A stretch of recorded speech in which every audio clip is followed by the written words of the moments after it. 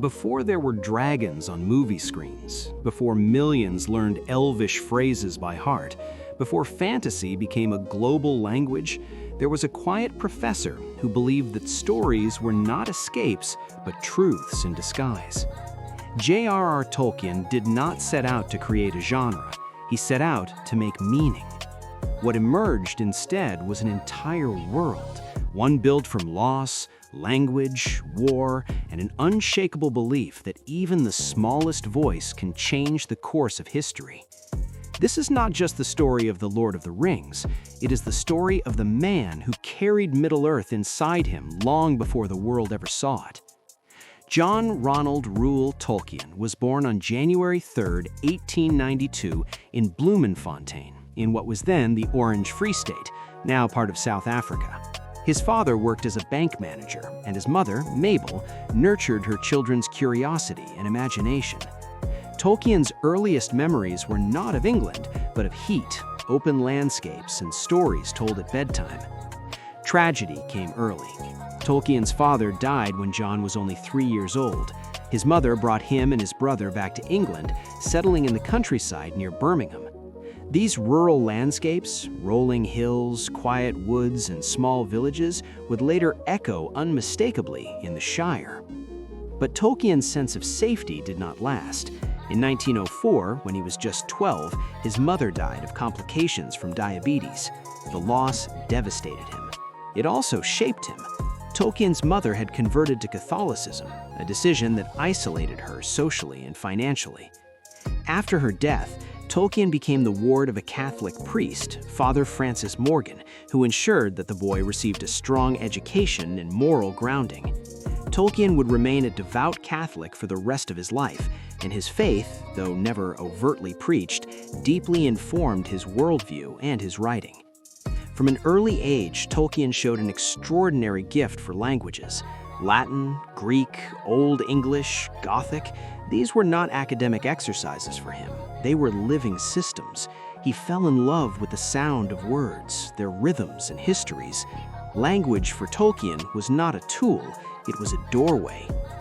At Oxford University, Tolkien studied English language and literature. He excelled, but his academic life was interrupted by a far greater force: war. When World War I erupted, Tolkien enlisted in the British Army. In 1916, he was sent to the Western Front and participated in the Battle of the Somme, one of the bloodiest conflicts in human history. Tolkien saw friends die, watched entire units vanish, and lived under constant threat. The experience left deep scars, both physical and emotional. He survived, but barely. Tolkien contracted trench fever and was sent back to England. Many of his closest friends were not so fortunate. This loss haunted him. The shadow of war, its senseless destruction, its crushing of innocence, would later surface in Middle-earth, not as allegory, but as emotional truth. Tolkien insisted his work was not a direct metaphor for World War I, yet the presence of trauma, decay, and endurance is unmistakable. During his recovery, Tolkien began writing the earliest versions of what would become the Silmarillion, mythic stories of gods, elves, and the creation of a world. He was not writing for publication, he was building a mythology for England, something he felt his country lacked, a deep native legend shaped by language and history.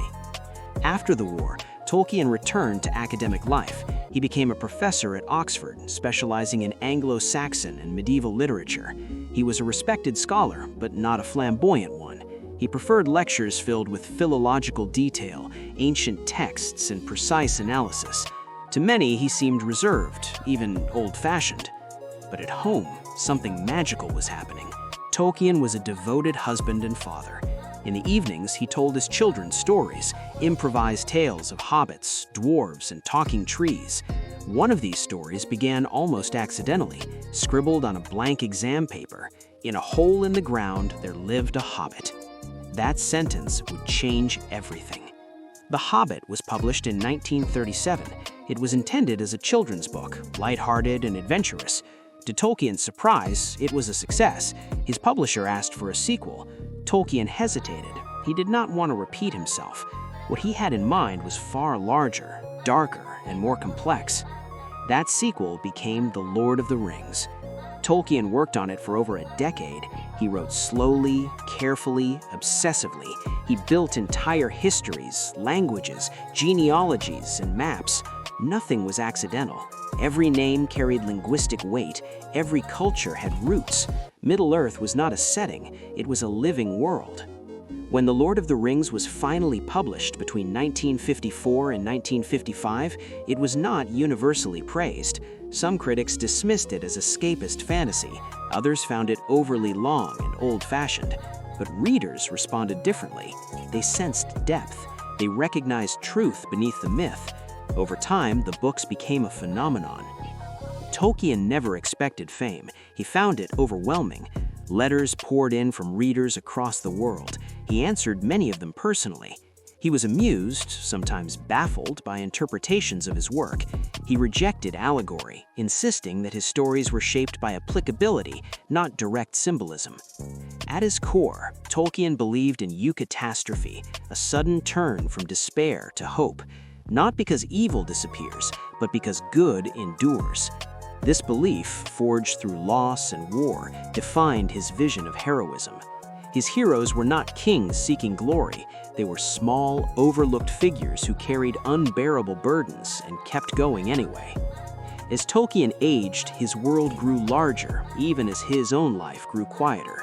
His wife Edith, whom he had loved since his youth, died in 1971. Tolkien was heartbroken. He arranged for her name to be engraved on their shared grave as Luthien, after one of his most beloved characters. When he died 2 years later, in 1973, his name was added beneath hers as Beren.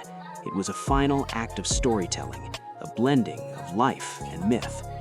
Tolkien did not live to see the full explosion of his legacy. He did not see blockbuster films, global fandoms, or fantasy as a dominant genre. But his influence is everywhere. Modern fantasy, from novels to video games, stands on foundations he built. Yet Tolkien's greatest gift was not dragons or rings or battles. It was the reminder that language matters, that history echoes, that courage often looks like persistence, not triumph, and that even in a world shadowed by darkness, hope can survive, quietly, stubbornly, carried by those least expected to bear it. Because long before Middle-earth became a place on maps, it was a refuge in one man's mind, a place shaped by grief, scholarship, faith, and imagination. And through it, J.R.R. Tolkien gave the world something timeless, a story that reminds us of who we are and who we might yet become.